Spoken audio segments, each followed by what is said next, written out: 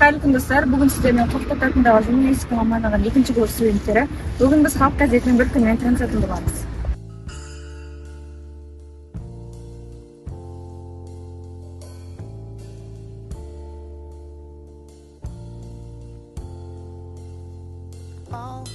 I had 9 lives, but I lost all of them.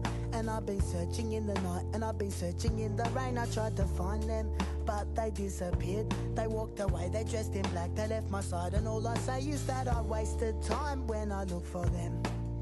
For now I know that things gone past are never to be found again.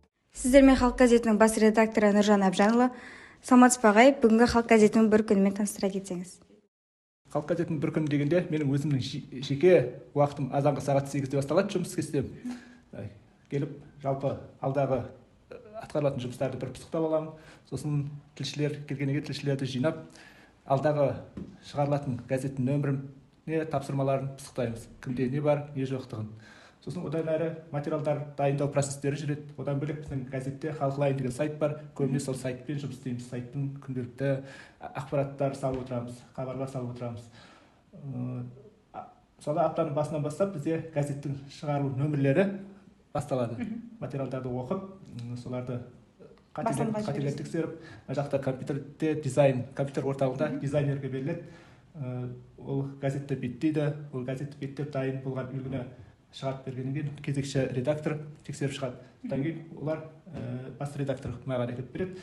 Мен әр беттерді тексеріп, тақырыптарын ауыстырып, мүмкін қателерін шығарып, баспаханаға жіберуге дайындаймыз. Сол баспаханаға біз сәрсенбі күні кешкі уақытта уже баспаға жібереміз. Біздің бір күндігіміз негізі материалдарды жинақтау, оны баспаға дайындау, сонымен бірге газет шығып кеткеннен кейін нөмірге бір күнгі тіршіліктеріміз, мысалы, келесі аптаны тағы да сондай дайындауымыз, және газетке жазылу жұмыстары мен мекемелер аралаймыз. Біздің бір күндік жұмысымыз солай еді. Рахмет.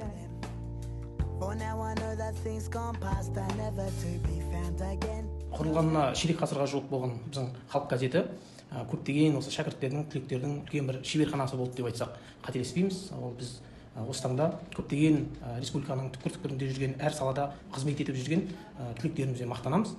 Осы орайда біз енді келесі жылы газетімізге 25 жыл болады.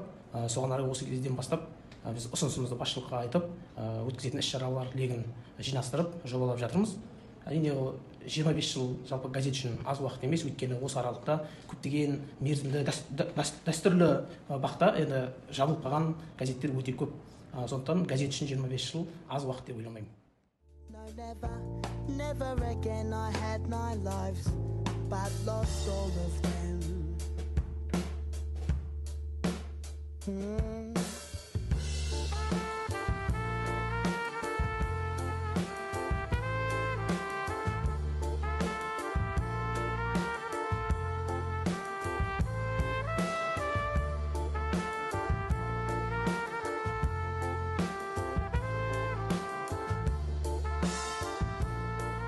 Осы Халық газетінде қашаннан бастап жұмыс істейсіз?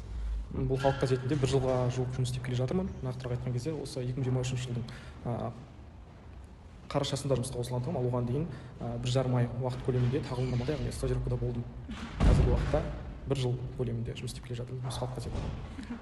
Оқумен осы жұмыста қай қатар алып жүрсіз? Енді жалпы кейде график келмей қалып жатады, оны мойындау керек. Енді осы тұрғанда бүгіннің өзінде сағат 4-тің шамасында келіп тұрмын. Енді оңай деп те, қиын деп те айтуға болмайды. Жалпы оңай демейтін себебіміз енді екі жақты қатынау, жалпы жұмысқа да сабаққа да қатар үлгеру ментальды тұрғыда қиынға соғатыны анық.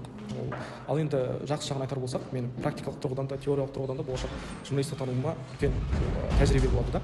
Сондықтан бұл жақсы жері деп айтар едім. Иә, әр нәрсенің қиындығы да, оның оңайшылығы да болатыны рас. Себебі енді шын айту керек, жұмыста жүргеннен кейін де жалпы сабақ барысында мақала жазу, пресс-релиз жазу секілді дүниелер маған өте оңай көрінеді. Жұрт қиналып жатқан кезде енді өзімді бос ұстап тезірек орындап тастаймын деп айтуға болады, қарапайым тілмен айтқан кезде. Түсінікті, рахмет. Халық газеті тек ақпарат тарату құралы ғана емес, бұл қоғамның айнасы, шындықтың жарық шамы. Бір күндік жұмыс арқылы біз сіздерге ақпарат әлемінің көрінбейтін жағын көрсетіп, халыққа жақын болуға тырыстық. Газетіміздің әрбір беті тілшілердің, редакторлардың, дизайнерлердің және барлық ұжым мүшелерінің тынымсыз еңбегінің нәтижесі. Халық газетінің арқасында қоғамдағы ең маңызды мәселелер көрініс табады және шынайы жаңалық халыққа жетеді. Бұл бір күн ғана емес, бұл халық газетінің әр күні, және ол бір-біріне ұқсамайды. Халық газетінің әрбір қызметкері үшін газеттің атына сай қызмет ету үлкен абырой мен жауапкершілік.